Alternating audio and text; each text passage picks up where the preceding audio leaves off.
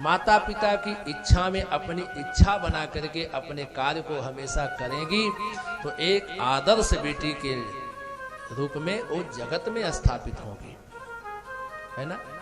माता पिता की जिसमें इच्छा है उसी में अपनी इच्छा मिला करके बेटियों को रहना चाहिए।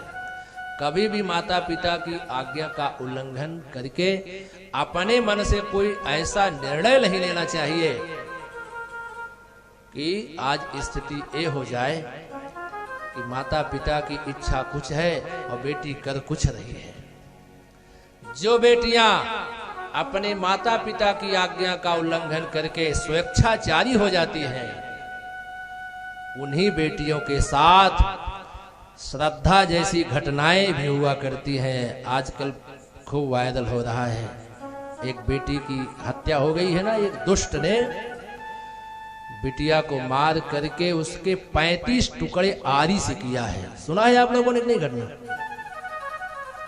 मुंबई मलाड की रहने वाली बेटी अपने माता पिता की आज्ञा का उल्लंघन करके एक मुस्लिम लड़के के साथ प्रेम कर बैठी और ये रिश्ता माता पिता को मंजूर नहीं था। और जब माता पिता विरोध में आ गए तो वो बेटी माता पिता का साथ छोड़ करके उसके साथ लिव इन पार्टनर में रहने लगी कहीं और। वहां भी विरोध हुआ तो उसके साथ वो दिल्ली में आकर के रहने लगी। न जाने किसी बात को लेकर के क्या उन दोनों के बीच में विवाद हुआ कि बाजार से आरी खरीद करके लाया। 300 लीटर की फ्रिज खरीद के लाया, उस बिटिया के 35 टुकड़े कर डाले और पन्नी में बंद करके फ्रिज में रख दिया। पड़ोसियों को भनक तक ना लगे, एक एक टुकड़ा एक एक दिन कहीं जंगल में जाकर के फेंका करता था वो दुष्ट। 17-18 टुकड़ी फेंक पाया था। कैसे कैसे कोई घटना हो गई पता चला। अच्छा, रोज ये दोनों अपनी फोटो फेसबुक आज सोशल मीडिया पे वायरल किया करते थे। काफी समय बीत गया, कोई सूचना फेसबुक पर नहीं दिखाई पड़ी पिता को, तब उसने कंप्लेन किया, दिल्ली पुलिस की मदद ली और धीरे धीरे घटना सामने प्रकट में आई और वो दुष्ट गिरफ्तार किया गया और आज दिल्ली पुलिस की हिरासत में है। सावधान, प्रथम गलती बेटी ने किया ना। इसलिए मैं बेटियों से एक निवेदन करता हूं हाथ जोड़ करके, लेकिन बेटियों बुरा मत मानना। कभी कभी कुछ बेटियों के मुख से आप सुनते होंगे, बेटियां कहती है नहीं नहीं मेरा वाला ऐसा नहीं हो सकता। ऐसे भी शब्द सुनने को मिलते होंगे, मेरा तो बहुत अच्छा है, वो तो मेरे बारे में कभी बुरा सोच ही नहीं सकता। लेकिन विचार करना, जिसके जो ब्लड में होता है ना वही काम करता है। मेरा वाला ऐसा नहीं हो सकता, ये भावना निकाल दो मन से। तेरा वाला है कैसा, कैसे जनरेट हुआ है, किसकी संतान है, ये तो विचार करने की आवश्यकता है ना। ऐसे उस दुष्ट आफताब जिसका नाम है, नाम लेने में भी शर्म आती है, घृणा होती है ऐसे नामों से। इसलिए सावधान, हर बेटा और बेटी ये दोनों अपने चरित्र को मजबूती दें, अपने संस्कार को अच्छा समझें।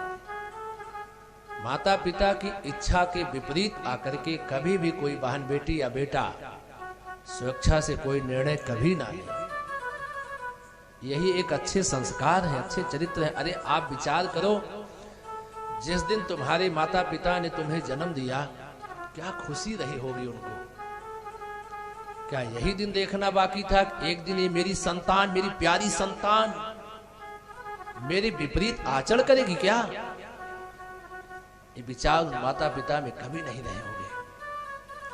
बच्चे माता पिता के सामने गलतियां भी करते हैं, माता पिता अवॉइड करते हैं, लेकिन ऐसी संतानें जब जन्म ले लेती हैं और अपनी माता पिता के चरित्र को कलंकित कर देती हैं अपने ही माता पिता के गर्दन को नीचे झुका देते हैं। वह एक चरित्रवान संस्कारित माता पिता जो समाज में हमेशा गर्दन ऊंची करके चला करते हैं, आज अपने बच्चों के ऐसे कौतुक को देख करके वह माता पिता एक कमरे में अपने आप को बंद कर लेते हैं। समाज में निकलना बंद हो जाता है उनका, कहाँ मुंह दिखाएंगे। इसलिए बच्चों सावधान, अपने चरित्र को, अपने संस्कार को इतना मजबूती देना, इतना मजबूती देना, और जीवन में कुछ ऐसा करके दिखाना कि मेरे माता पिता मेरे नाम से गर्व से गर्दन ऊंची करके चले, और समाज में जहां पहुंचे वो अपने नाम से नहीं बल्कि तुम्हारे नाम से उनका परिचय होने लगे,